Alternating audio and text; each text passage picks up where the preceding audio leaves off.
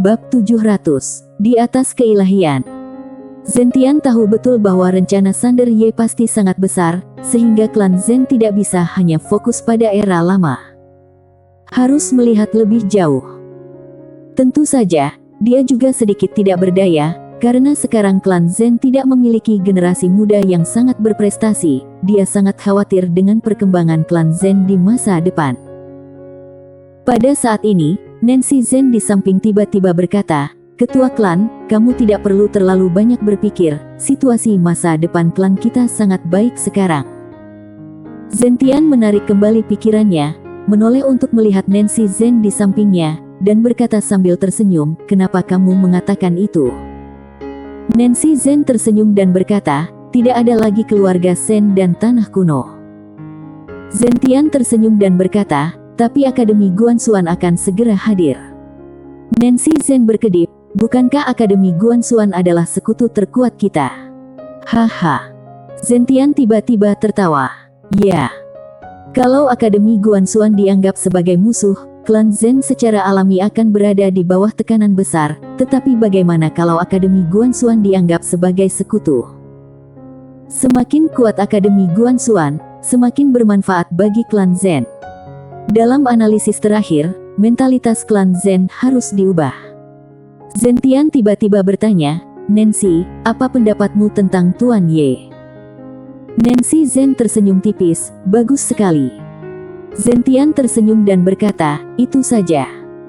Nancy Zen menoleh untuk melihat ke langit di kejauhan, tersenyum dan tidak berkata apa-apa. Dia secara alami tahu apa yang direncanakan oleh kepala keluarganya, tetapi baginya, lebih baik bersikap alami dalam hubungan. Kalau ada manfaatnya, itu akan mengubah rasanya. Zentian tidak berkata apa-apa lagi, karena dia tahu bahwa masalah ini benar-benar tidak bisa dipaksakan dan hanya bisa dibiarkan begitu saja. Zentian berbalik dan melihat ke arah keluarga Sen di kejauhan, dengan ekspresi agak rumit di wajahnya. Keluarga Sen yang tadinya sangat kuat hancur begitu saja. Satu pedang. Keluarga super yang telah diwariskan selama ribuan tahun dimusnahkan hanya dengan satu pedang. Sejujurnya, dia masih sedikit emosional. Dan kejadian ini juga membuatnya mengerti bahwa keluarga kuat seperti mereka mungkin juga seperti semut di mata sebagian orang. Terkadang, kalau kamu salah langkah, kamu akan dikutuk. Kehancuran keluarga Sen dan tanah kuno secara langsung mengejutkan seluruh era lama, dan nama Sander Ye menyebar ke seluruh era lama dalam sekejap. Pewaris Wan. Di belakangnya ada 90% keilahian. Sander Ye kini dikabarkan menjadi pemuda paling jenius di seluruh era lama. Di langit berbintang, Sander Ye sedang menjelaskan banyak hal kepada Anyo dan Muyan. Sekarang hanya ada satu musuh Aula Laksa Dewa yang tersisa di era lama. Dia berencana untuk menyerahkan Aula Laksa Dewa ini kepada ibunya Stella Qin untuk ditangani secara langsung. Dia harus melakukan sesuatu. Muyan berkata dengan suara yang serius, "Tuan Muda Ye, apakah kamu akan pergi ke negeri roh kuno?" Sander Ye mengangguk. Dia berjanji pada Kuila di pagoda kecil bahwa dia akan mengirimnya pulang. Muyan sedikit khawatir. Sander Ye tersenyum dan berkata, "Aku akan mengirimnya kembali, hanya itu saja." Meski dia agak penasaran dengan negeri roh kuno, dia hanya penasaran. Muyan mengangguk, "Pokoknya, lebih baik Tuan Muda Ye berhati-hati saat pergi ke sana." Negeri roh kuno dikatakan sangat sombong. Sander Ye berkata sambil tersenyum, "Aku tahu, ketika Wan pergi ke sana, dia sepertinya diremehkan." Muyan mengangguk, "Ya." Sander Ye tersenyum dan berkata, "Aku hanya akan mengantar orang ke sana. Setelah mengantar, aku akan pergi. Bawalah para jenderal dewa dan Anyo ke sini lalu tunggu ibuku datang. Setelah dia datang, kamu dengarkan saja sesuai instruksinya." Muyan berkata, "Oke."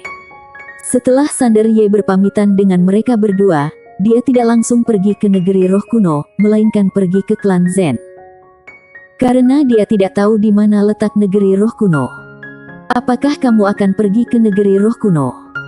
Saat mendengar kata-kata Sander Ye, Zentian sedikit terkejut. Sander Ye mengangguk, "Pergi antar seseorang." Zentian berkata dengan suara yang serius, "Tuan Muda Ye, orang-orang di tempat ini sangat sombong dengan amarahmu."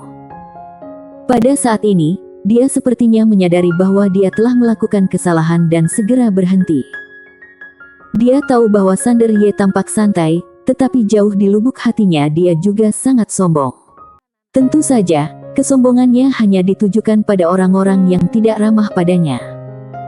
Sederhananya, kalau kamu baik padanya, dia akan baik kepada kamu. Kalau kamu sombong padanya, dia akan lebih sombong dari kamu. Kalau dia pergi ke negeri roh kuno dengan temperamen seperti ini, niscaya akan ada masalah. Sander Ye tersenyum dan berkata, "Aku akan mengantar seseorang pergi lalu pergi." Sebenarnya, dia tidak terlalu ingin mengurus masalah ini. Bagaimanapun, Kuila tidak ada hubungannya dengan dia, tetapi ketika dia memikirkan Wan, dia memutuskan untuk mengurusnya. Karena Kuila ditempatkan di peti mati oleh Wan, Wan mungkin ingin melindunginya. Sekarang Wan tiada, dia ingin melakukan sesuatu untuk Wan. Tidak ada yang bisa dia lakukan, dia sudah mengambil terlalu banyak barang dari orang lain.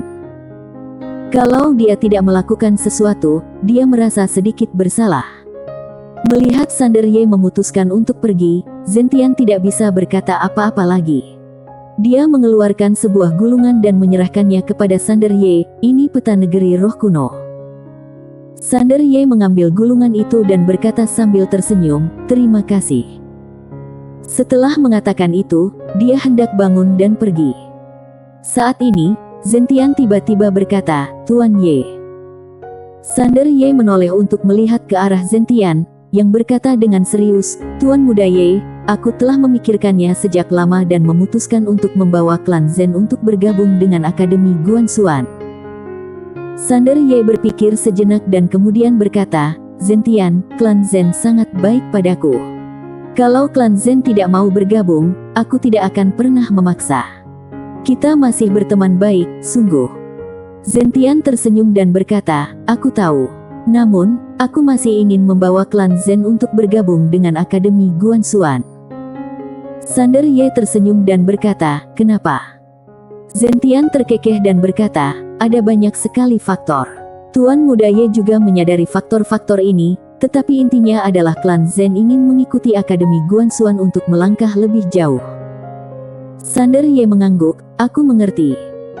Zentian tiba-tiba berkata, "Tuan Muda Ye, kamu telah memberitahu aku cita-cita kamu sebelumnya. Kamu ingin menegakkan ketertiban untuk seluruh alam semesta. Lalu, negeri roh kuno ini." Sander Ye tersenyum sedikit, tidak berkata apa-apa, berbalik dan pergi. Tapi Zentian sepertinya memikirkan sesuatu, tapi kulit kepalanya mati rasa. Astaga! Tuan Muda Ye ini bukan orang baik.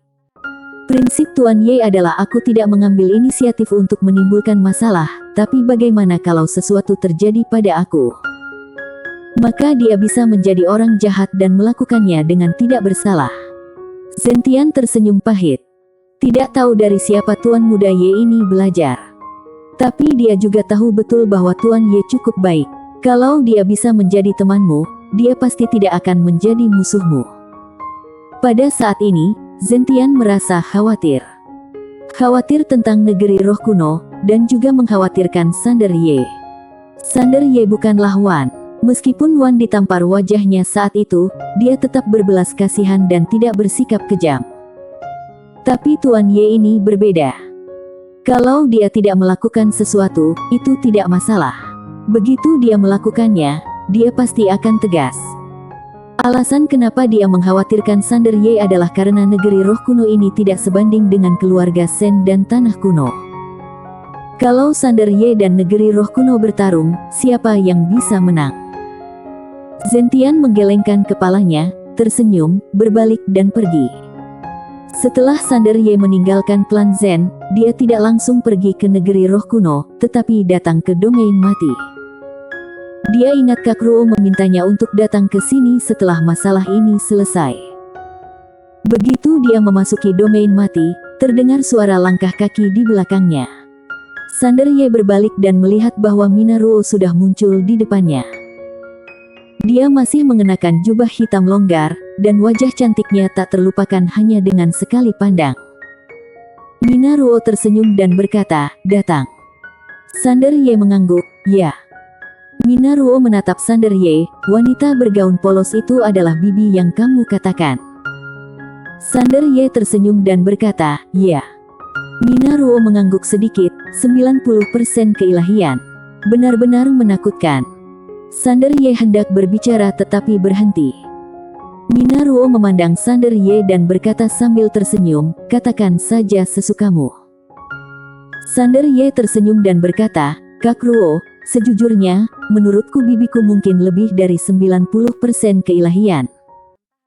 Minaruo sedikit menyipitkan matanya, 100%. Sander Ye menggelengkan kepalanya. Minaruo sedikit bingung. Sander Ye berkata dengan sungguh-sungguh, "Mungkinkah dia telah melampaui 100%? Minaruo tercengang. Sander Ye tersenyum dan berkata, "Kak Ruo, apakah ada alam setelah 100% keilahian?" Kak Ruo berkata dengan suara yang serius, "Aku tidak tahu. Bagaimanapun, alam tertinggi dalam sejarah adalah Orne, dia 100% keilahian." Sander Ye tiba-tiba berkata, "Tapi sejauh yang aku tahu, Wan akhirnya ingin mengembangkan kemanusiaan." Kemanusiaan. Minaruo mengerutkan kening, "Di atas keilahian." Sander Ye menggelengkan kepalanya sedikit, "Aku hanya menebak-nebak." Dia awalnya ingin menanyakan pertanyaan ini kepada bibi bergaun polos, tetapi setelah memikirkannya, dia memutuskan untuk tidak melakukannya. Lakukan selangkah demi selangkah terlebih dahulu. Ketika sampai di belakang, jalan akan terlihat alami. Minaruo berkata, "Sebenarnya, 90% keilahian sudah menjadi batas atas yang kami tahu. Adapun 100%, meskipun Wan telah mencapainya, sejujurnya, aku tidak pernah bertarung melawannya. Oleh karena itu, aku tidak tahu 100% keilahian seperti apa. Adapun yang berada di atas 100% keilahian." Setelah mengatakan ini, dia menggelengkan kepalanya dan tersenyum, "Ini terlalu berlebihan untuk dipikirkan." Sander Ye juga tersenyum dan berkata, "Memang."